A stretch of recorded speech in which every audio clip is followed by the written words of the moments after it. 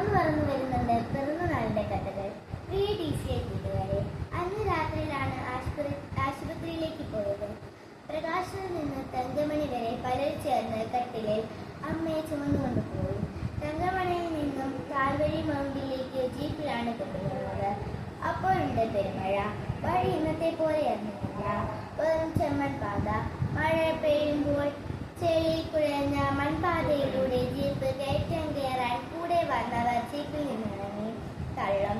അങ്ങനെ 2-3 കിലോമീറ്ററുകൾ പെരുമഴയത്ത് വണ്ടി തള്ളിയാണ് കാൽവരി മൗണ്ടിലെത്തിച്ചത്. അവിടെ നിന്ന് കട്ടപ്പന സെന്റ് ജോർജ് മിഷൻസ് ആശുപത്രിയിലേക്ക് പറന്നു. അവിടെ എത്തിയപ്പോഴേക്കും അമ്മച്ചിക്ക് പ്രഷർ കൂടി ശരീരം കൊച്ചിപ്പോയി. 2 മണിക്കൂർ കൊണ്ട് മുണ്ടക്കയ മെഡിക്കൽ ട്രസ്റ്റ് ഹോസ്പിറ്റലിൽ എത്തിച്ചാൽ ചിലപ്പോൾ അമ്മയും കുഞ്ഞും മരിക്കില്ല. പിന്നെ ദൈവം തമ്പുരാനെ എന്ന് വിളിച്ചൊരു പോക്കാണ്. അന്ന് KK റോഡ് ഇന്നത്തെ പോലെയല്ല. വളവും തിരിവും കുണ്ടും കുഴിയുമാണ്. വീതി തീരെ കുറവും. അങ്ങനെ പറന്നു പോകുമ്പോൾ അമ്മയുടെ ബോധം പോയി. എല്ലാവരും ജീപ്പിലിരുന്നു നിലവിളിച്ചു, കൊന്ത ചൊല്ലി പ്രാർത്ഥിച്ചു. ഒരു വളവ് തിരിഞ്ഞപ്പോൾ അതാ ഒരു വലിയ പാൺകൂടി വലിയ തടികളുമായി ഇഴഞ്ഞിഴഞ്ഞു നീങ്ങുന്നു. ജീപ്പിന് ഓവർടേക്ക് ചെയ്യാനും ആവില്ല. ആകെ ടെൻഷൻ, കൂട്ടക്കരച്ചിൽ. കുറെ കഴിഞ്ഞാണ് ഒരു കയറിപ്പോകാൻ പറ്റിയത്. അങ്ങനെ ഒരു തരത്തിൽ മുണ്ടക്കയത്തെത്തി. അവസാനം ഓപ്പറേഷൻ കൂടാതെ പ്രസവം അന്നേരമാണ് അറിഞ്ഞത്. 2 കുട്ടികളാണെന്ന്. അമ്മയ്ക്ക് ബോധം തെളിഞ്ഞത് 2 ആഴ്ച കഴിഞ്ഞാണ്. പ്രിയ കൂട്ടുകാരെ, ഇത്രയും വായിച്ചപ്പോൾ ഇതെന്ത് കഥയാണ്, ഇതാരുടെ കഥയാണ് എന്ന് നിങ്ങൾക്ക് തോന്നിയേക്കാം. എന്നാൽ ഇത് മറ്റാരുടെയും കഥയല്ല. ഇത് എൻ്റെ പിറന്നാൾ കഥയാണ്.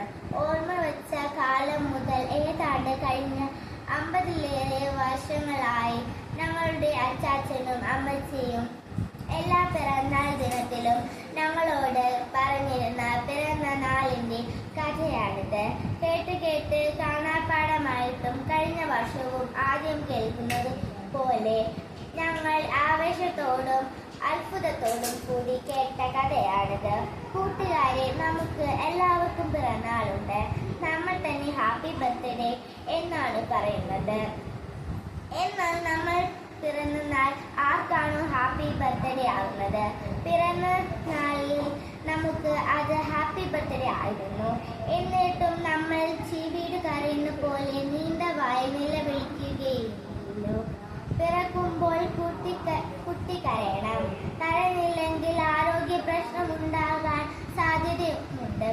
നമ്മൾ പിറന്ന ദിനം നമ്മുടെ അമ്മയ്ക്കും അച്ഛനും ഹാപ്പി ഡേ ആയിരുന്നു. ഇത് വായിക്കുന്ന നിങ്ങൾ ഒന്നറിയണം. നിങ്ങൾ ഹാപ്പി ബർത്ത്ഡേ എന്ന് വിളിക്കുന്ന നിങ്ങൾക്ക് ഓർമ്മയില്ലാത്ത ആ ദിവസത്തിന് ഒരു കഥയുണ്ട്.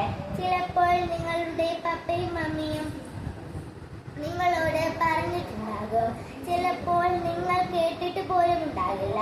നിങ്ങളുടെ ജീവൻ സുരക്ഷിതമായിരിക്കാൻ, നിങ്ങളുടെ ജീവിതം സന്തോഷഭരിതമാകാൻ നിങ്ങളറിയാതെ മാതാപിതാക്കളും മറ്റുള്ളവരും ഏറ്റെടുത്ത കണക്കില്ലാത്ത കഷ്ടപ്പാടുകളുടെ ഓർമ്മയാണ് നമ്മിൽ പലരും ഹാപ്പി ബർത്ത്ഡേ എന്ന് വിളിക്കുന്നത്. വളരുമ്പോൾ നമ്മൾ പിറവി നൽകിയവരെ മറന്നേക്കാം, എന്നാൽ അവർ മറക്കില്ല.